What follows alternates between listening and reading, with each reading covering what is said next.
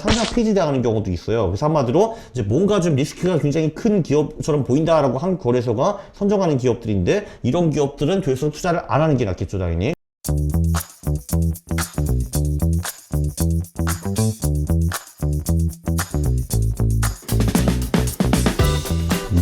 안녕하십니까 할러님들, 가왕국입니다. 네, 우리 퀄리니 수업은 지금 3주차에 접어들었습니다. 3주차가 됐는데 지금까지 한 거는 뭐 이런 거죠. 이 두 분 이제 소개를 하셨고, 네, 그리고 이제 투자의 목표를 정했고, 자산 배분 같은 거는 대충 어떻게 하면은 돈을 거의 잃지 않는가, 그거까지 배웠습니다. 그래서 지난번에는 이제 이런 전략을 만들어 오셨죠. 지난번에 저기 나오는 원래다란 건 도대체 무엇인가, GTA는 무엇인가, 듀얼 모멘텀은 뭔가, VA는 뭔가, 전략이 뭔지 설명을 드렸고, 사실 결론은 쟤네들 2개, 3개 정도를 대충 섞으면은 NDD가 다 10% 미만으로 내려가더라라는 게 결론이었습니다. 그래서 사실 저 전략들 중에서 어떤 전략을 구체적으로 쓰는지는 사실 저는 그렇게 중요하다고는 보지는 않고요. 그냥 걔네를 몇 개 섞으면 다 되는 거고, 물론 그 중에 그런 트릭이 좀 있습니다. 예를 들면 듀얼 모멘텀 같은 전략은 뭐 1년 수익률을 보기 때문에 좀 슬로우하게 움직이는 전략이고, VA 전략은 최근 한 달 수익을 중요시 여기기 때문에 좀 많이 자주 움직이는 전략이다. 그래서 많이 움직이는 전략과 적게 움직이는 전략을 좀 합치면은 NDD가 많이 떨어지더라, 이런 거를 좀 배웠습니다. 그리고 사실 저렇게만 해도 두 분의 목표 수익에는 도달할 수가 있어요. 왜냐면은 저게 보통 백테스트 수익은 복리 한 15% 언저리인데, 예, 사실 뭐 그 정도는 기대 안 해도 두 분이 목표로 하시는 9% 정도는 쉽게 넘어갈 수 있을 거라고 저는 생각을 합니다. 자, 그런데 우리가 그래도 저런 거 정도 배우기 위해서 온 거는 이제 아니고요. 이제 좀 더 벌어야 되잖아요. 우리가 더 벌어야 돼요. 더 벌기 위해서는 재무제표 이런 거 좀 공부를 해야 되는데, 그래서 제가 이 책을 드렸었죠, 지난번에. 그래서 공부 좀 하셨나요? 어때요? 네. 이제 그럼 저거를 보고서 뭐를 느끼셨나요? 저거 보면서? 우선은 그전에는 재무제표를 하나하나 눌러보면서 이것저것 보면서 이거 이런 게 있구나 이런 게 있구나 이렇게 생각을 했었는데, 이 책을 보니까 확실하게 그게 뭘 뜻하는지 쉽게 잘 설명이 돼 있어서 좋은 책인 것 같더라고요. 그 한마디로 재무제표의 구성이 사실 가장 중요한 거는 이제 손익계산서와 재무상태표인데, 이제 그게 대충 이제 어떻게 이루어졌나, 그거를 이제 보실 수 있었다라는 거죠. 네. 그러면은 이거를 왜 공부했을 것 같아요? 일단 퀀트를 하려면 네. 저런 거에 대한 기본 지식이 있는 상태에서 내가 어떤 걸 대입하냐에 따라서 어떤 결과가 나올 수 있을 것 같은데, 네. 그거를 대입하기 위해서는 기본 지식이 있어야 돼서 배운 게 아닐까 생각이 됩니다. 그렇죠. 왜냐면은 펀트를 하면 보통 이제 뭔가 지표를 사용하게 되는데, 그 지표의 뜻이 무엇인가, 그 정도는 사실 알아야 되는 거잖아요. 사실 뭐 우리가 정말 뭐 회계사가 돼가지고 뭐 재무제표 직접 만들거나 기업에 가서 실사해가지고 재고자 있어 없어 이렇게 할 필요까지는 없지만, 그래도 나온 이제 결과를 보고서 이게 대충 의미하는 게 뭐구나, 뭐 이런 거를 알기 때문에 재무제표를 사실 좀 한 거거든요. 근데 사실 저도 재무제표 자체를 배우는 거는 별로 재밌지 않다고 생각하는데, 여기서 이제 돈을 벌 수 있어야 되는 거거든요. 돈을 벌어야 되는 건데, 혹시 이거를 보면서 이거는 돈이 될 수 있는 지표일 것 같아요, 이런 거 혹시 생각나신 거 혹시 있으신가요? 어때요? P로 시작하는 아이들?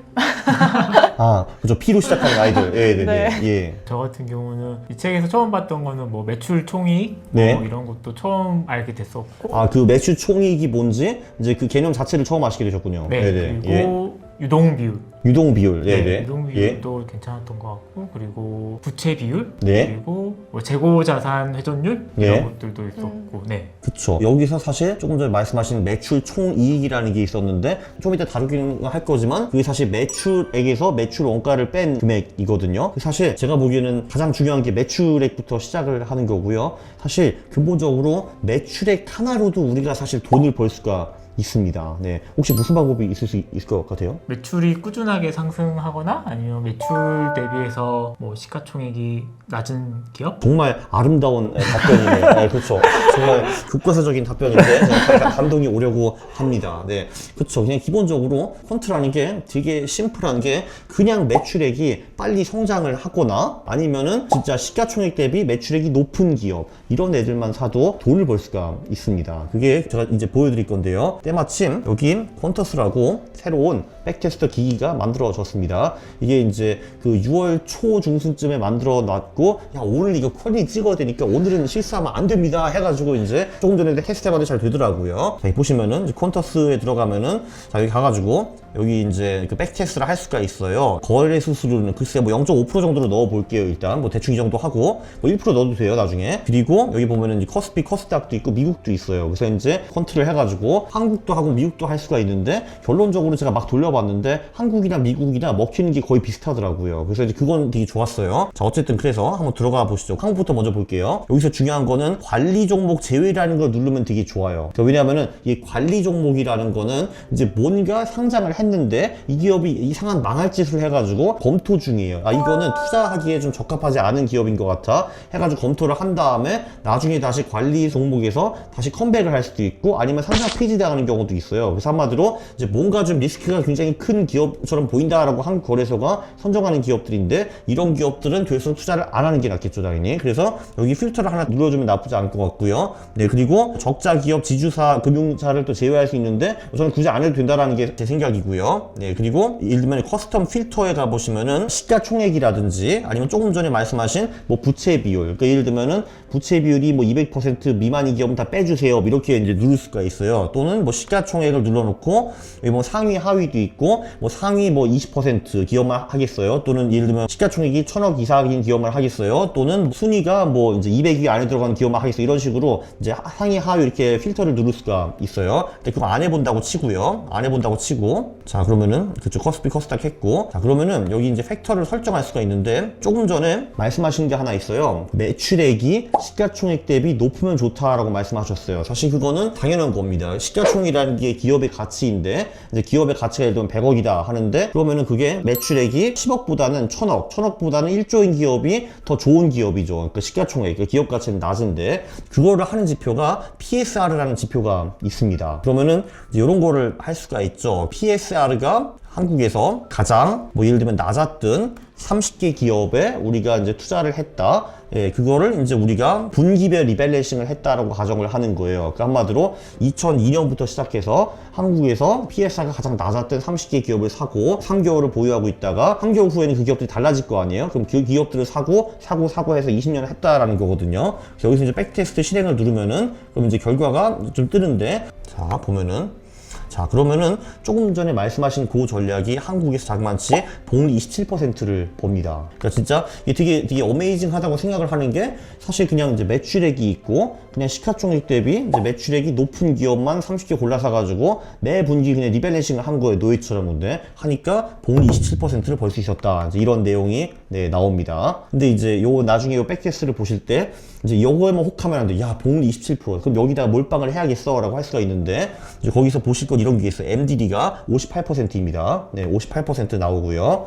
사실 이게 장기적으로 보면 자산이 우상향 하는 거를 볼 수가 있어요. 여기 로그라 봐도 쭉 올라가는 거를 볼 수가 있는데 밑에 보면은 Worst 10 Drawdown이라는 것이 있습니다. 한마디로 이 전략이 잘 안 먹혔을 때 최악의 10개의 순간. 근데 아마 여기 백테스트를 해보시면 느끼실 건데 사실 뭘 넣어봐도 개별주 전략은 이렇게 쳐맞는 구간이 꽤 있습니다. 그래서 보면은 50% 이상 쳐맞았던 게 3번이나 있습니다. 여기 보면 2007년부터 2009년 금융위기 때 한번 맞았고 2018년부터 20년 코로나 전후에 한번 맞았고요. 그리고 이제 2002년부터 4년 이때도 얻어 맞았습니다. 50% 이상 쳐맞은 게 3번이고 20년 동안에 그리고 20% 이상 쳐맞은 게 5번 그리고 15% 이상 얻어 맞은 것도 10번이나 된다. 그래서 제가 자산 배분 어쩌고 이런 걸 강조를 한 거예요. 왜냐면은 개별주 전략만 이제 돌리면은 이렇게 얻어 터지는 것이 이제 너무 노멀하다라는 걸 볼 수가 있어요. 그래서 이 백테스트 결과를 끝까지 다 봐야 돼요, 우리가. 그래서 보면은 이게 20년 동안 투자를 하는데 5번 얻어 터질 때가 꽤 길어요. 이렇게. 그러니까 이렇게 얻어 터지는 구간이 계속 나오고요. 그리고 이제 이럴 때 보면 진짜 이럴 때 막 마이너스 50% 내려가고 이때도 그렇고 이런 걸 볼 수가 있고 그리고 이제 이게 연관 결과거든요. 연관 결과를 보면은 20년 동안에 17번 이제 이겼어요. 코스피한테. 그리고 3번. 마이너스가 3번이에요. 그런 것도 봐야 되고 한마디로 우리가 계속 투자하다 보면은 코스피한테 지는 해도 나온다라는 걸 알 수가 있고 네, 그리고 여기 보면은 이제 월별 수익률도 있는데 보시면은 이 전략이 2008년 10월에 한 달 만에 35%가 깨져요. 그때는 이제 금융위기라서 모든 것이 다 박살났기 때문에. 그리고 보면 여기 2018년 10월에도 마이너스 23%도 있고 코로나 때 마이너스 21%도 있고 작년 11월에도 14% 깨질 때가 있네요. 그래서 이제 이게 보면은 사람들이 가장 많이 하는 에러가 백테스트 결과 보고 딱 이제 요거랑 요거 CAGR 복리 수익률 다 보고 야 이거 할래 이제 하는 건데 그러면 이제 큰일 난다라는 거를 이제 이렇게 다 한번 쭉 보면은 되게 좋은 것 같습니다. 그럼 다시 돌아와가지고 그러면은 말씀하신 대로 매출액에서 이제 매출 원가를 뺀 게 이제 매출 총 이익이라고 하고요. 그거 말고 또 중요한 게 또 뭐가 있을까요? 영업이익. 그렇죠. 네, 그렇습니다. 영업이익. 그렇습니다. 네, 그렇습니다. 네. 순이익, 단기 순이익도 있고요. 그렇죠. 네. 그래서 되게 재밌는 게 손익계산서를 볼 때는 딱 그 네 개만 보면 돼요. 사실은 거의 매출액, 매출 총이익, 영업이익, 순이익 이제 그 네 개가 중요한 거고요.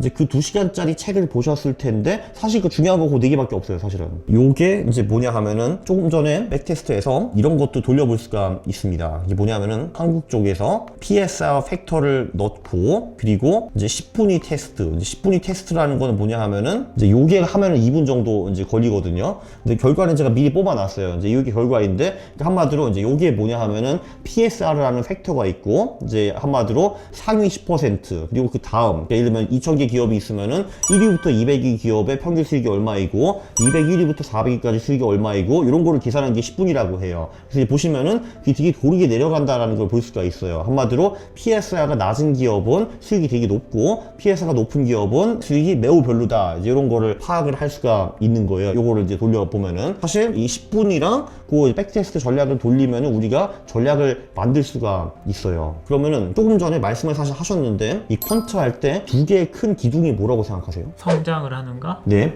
그리고 저평가되는 거. 그렇죠. 예, 그거거든요. 근데 예, 그렇습니다. 사실 그거 말고도 몇 개 있긴 한데 요 두 개만 알아도 사실 우리가 투자하는 데는 아무 지장이 없어요. 말씀하신 대로 성장주, 이제 무엇인가가 빡빡 성장하는 기업도 있고 예, 또는 이제 두 번째는 시가총액 대비 이거 엄청 저평가되어 있다. 사실 그거 두 개만 보면 돼요. 그리고 사실 딴 거를 볼 필요가 없어요. 뉴스도 안 봐도 되고 매크로도 안 봐도 되고 다 필요 없고요. 사실 이제 그 두 개만 사실 보고 기기적으로 투자해도 저 정도 수익이 나오는 거예요. 사실 보면은 한국 주식에서는 그 PSR 한마디로 시가총액이 매출액 대비 이제 낮다. 이제 이런 기업들은 수익이 되게 높고 시가총액도 보잘것없고 매출액은 더 보잘것없다. 이런 기업들은 수익이 되게 안 좋다라는 거를 볼 수가 있어요. 그리고 이제 이게 한마디로 하나의 중요한 지표고요. PSR, 그러니까 매출액 대비 시가총액이 높으냐 낮느냐 이제 그 지표가 하나 있고 그러면은 이제 스텝 다운을 하다 보면은 그 매출액 다음에 이제 거기서 매출 원가를 빼면은 매출 총이익이라는 애가 나옵니다. 그래서 우리 저평가 지표는요 늘 여기 있는 지표를 시가총액으로 그냥 계산을 해요. 그러니까 시가총액 나누기 요 지표 이렇게 이제 보시면 될 것 같아요. 혹시 그 매출 총이익 같은 경우에는 또 한 30개 뽑으면 어느 정도 나올 것 같아요? 이제 한마디로 시가총액 나누기 매출 총이익 그걸 우리가 PGPR라고 하거든요. 왜냐면 GP가 이제 매출 총이익이니까 PGPR가 낮은 기업들에 꾸준히 투자해서 얼마 정도 벌 것 같아요? 35%? 와, 되게 잘 맞추시네요. 와, 대박이다. 야, 그런가? 아닌데요? 29요? 29. 근데 사실 뭐, 복리 29% 벌어도 어디 가가지고 크게 부끄러워할 필요는 없잖아요, 사실 이게. 네네, 그쵸. 왜냐면 이게 복리 29%가 바로 그 위에 보면은 큐뮬레이티브 리턴이라고 나오는데 그게 전체 수익이거든요. 그러니까 이제 복리 29%를 우리가 20년 동안 벌었더라면은 이제 우리 돈이 177배가 된다라는 거를 이제 볼 수가 있어요. 조금 전에 제가 이제 10분이 이걸 돌린 거예요. 그러니까 요게 뭐냐면 PSR 지표였거든요. PSR 지표. 그래서 이제 이게 지금 2002년 4월부터 2022년 5월, 그러니까 20년 동안 백테스트를 이제 굴린 건데, 이런 거를 이제 볼 수가 있어요. 그러니까 한마디로 PSR가 가장 낮은 하위 10%, 그 다음 이제 10% 이렇게 이제 내려가는 시스템이거든요, 이게. 그래서 결론적으로 PSR가 낮은 기업들은 수익이 되게 높았다. PSR가 높은 기업은 수익이 이제 별로였다. 이런 거를 이제 볼 수가 있어요. 이런 거를 이제 그림으로 이제 그릴 수도 있죠. 예, 지금 제가 이 짓을 하면서 책을 쓰고 있어요. 네. 그래서 이제, 네. 그쵸. 이렇게 해서. 그래서 저는 이제 이런 식으로 하면서 요거를 내 책에다 옮겨하고 이제 이런 작업을 하고 있고요. 딱 보면은 PSR가 낮은 기업이 좋구나, 높은 기업이 안 좋구나, 이런 거를 한눈에 파악을 할 수가 있어요. 그리고 이제 여기서 볼 수 있는 게 다 볼 필요는 전혀 없고요. 여기 MDD 뭐 이런 거. 근데 결론은 PSR가 굉장히 낮은 기업에 투자를 한다고 쳐도 크게 얻어 터지는 구간이 있었구나, 이런 거를 우리가 알아낼 수가 있고요. 이런 것도 되게 중요해요.